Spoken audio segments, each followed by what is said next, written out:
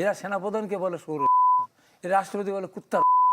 এদের বিরুদ্ধে ব্যবস্থা হচ্ছে। এই মুনাফিকদের জীবনে কোনো দলে না নেয়, সংসদের ভিতরে এই ধরনের অসভ্যত করা অধিকার। দাঁড়িপাল্লা যদি ভোট না দেয়, আজকে তারা এই 70-এর উপর আসন তাদের তারা পায় না, 1-2 পায় না। তাদের আসন হয়তো 20টার নিচে। এদের ভোট না দিতে, এদের ভোট এই 8%, 9% থেকে ভোট কি এমন কাজ করলো তারা দেশের জন্য যে তারা 31%-এর উপর ভোট পেল? কি কাজ করেছে?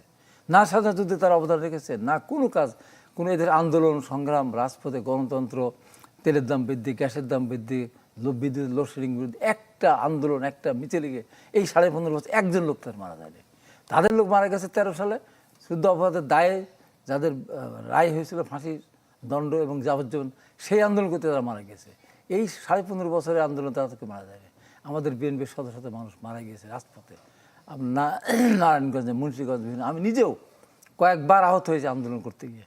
আমি এই মিরপুরে আহত হয়েছি, আমি পাবনাতে লোডশেডিং বিরুদ্ধে প্রতিবাদ করি, আমি আশাস আমাকে জীবন নাশের মতো অবস্থা। তারা কে? তাদের কেন কোনো কিছু?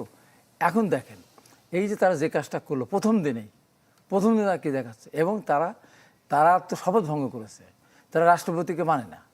তারা এমনকি স্পিকার যখন নির্ধারিত হলো, আপনি ভালো করে খেয়াল করেছেন কিনা আমি জানি না, আমি বাসায় বসে দেখেছি তো, কিন্তু প্রত্যক্ষদর্শীর বিবরণ আমি সুব্রত চৌধুরী যেটা বললেন, যখন স্পিকার নাম আসলো একক নাম, তখন কিন্তু প্রস্তাব সমর্থন হওয়ার পর যখন যারা হাঁর পক্ষে, যারা হাঁ পক্ষে, এরা হাঁর পক্ষে কথা বলে নেয়, হাঁর পক্ষে বলে না, হাঁর পক্ষে বলে, কতখানি অসভ্যতা। স্পিকারকে মানে না, ডেপুটি স্পিকার ক্ষেত্রে একই কথা। এরা কি, এটা কোন দেশে বসবাস করতেছি আমরা? এই জন্য কি এত রক্তদানের মধ্যে দিয়ে আজকে কি অবস্থা এসেছে? তারা সেখানে সংসদের ভিতরে গিয়ে তারা প্লাগ, এটাকে বাইতের লোক, তাহলে এই যে রাজপথ না, এই যে বিরোধী অসভ্যতা, একদিকে এদিকে করতেছে, আর একদিকে রাস্তায় তারা বাইরে স্লোগান দিচ্ছে। এটা কোন অসভ্যতা? এরা সেনাপ্রধানকে বলে সৌরের বাচ্চা, এরা রাষ্ট্রপতি বলে কুত্তার বাচ্চা। এদের বিরুদ্ধে ব্যবস্থা উচিত। এবং যারা এই যে শপথ ভঙ্গ করেছে, রাষ্ট্রপতি শাহাবুদ্দিন তো না, উনি রাষ্ট্রপতি, উনি একটা প্রতিষ্ঠান, উনি একটা সাংবিধানিক প্রতিষ্ঠান, উনি রাষ্ট্রপতি।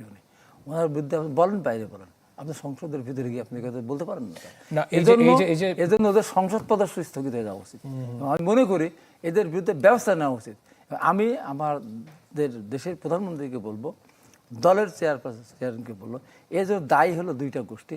একটা হলো এই আওয়ামী লীগের এই দুর্বৃত্তরা, যারা ভোট দিয়েছে, এই দাঁড়িপাল্লা এরা, আর বিএনপির ভিতরে মানে বিশ্বাসঘাতক, বেঈমান, মির্জাফর, মুনাফিক, এরা 79টা জায়গায় এরা প্রার্থী হয়েছিল এবং ভিতরে থেকে অনেকে ভোট দেয়নি। তা নাহলে 20টা আসন পেত না।